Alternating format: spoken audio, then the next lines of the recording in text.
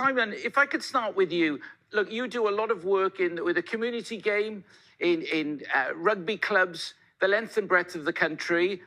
Having spent an awful lot of time in rugby clubs over the years, they're amazing places, aren't they? They've got great relationships that have developed over many years. Are they, that must help with these situations, or are they getting it right? I think the answer is probably two parts to that question. You're absolutely right. They're integral parts of our community, particularly in Wales and rugby clubs, and they're the focal points, and they have incredible power. But at times it can be a challenge. And just listening to Shane there about, you know, we as men, we bury our problems. We don't want to feel vulnerable. We don't get stuff wrong. And we don't want to feel embarrassed in front of the boys either. So by admitting something or acknowledging something we don't understand, it's not something we're used to.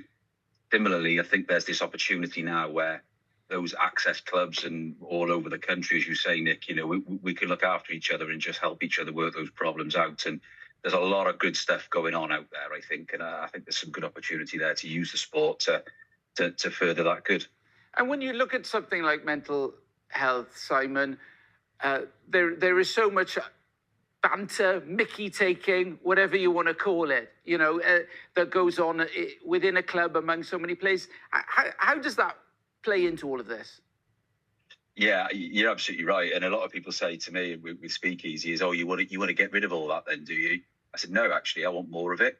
But what I really want to try and do is help people understand kind of why they're doing it. You know, develop that level of self-awareness, maybe increase a bit of empathy to the person they're kind of delivering that to.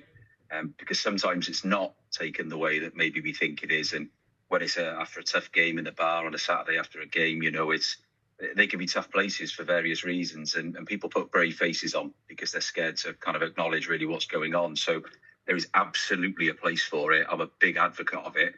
But I think we need to help people kind of develop their own toolbox. Okay. Look at some of the tools.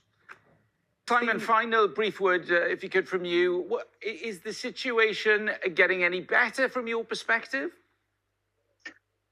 I think, look, you know, the stats, the latest from the ONS say that the male suicide is the worst for 25 years. But at the same time, you know, the behaviours are changing. People's appetite to learn, to look after people is definitely changing. So I think if we all make this commitment to look after each other, be a bit more curious, then I think we're going to give each other a good chance. Okay, Simon Clark and Stephen Mellilly, both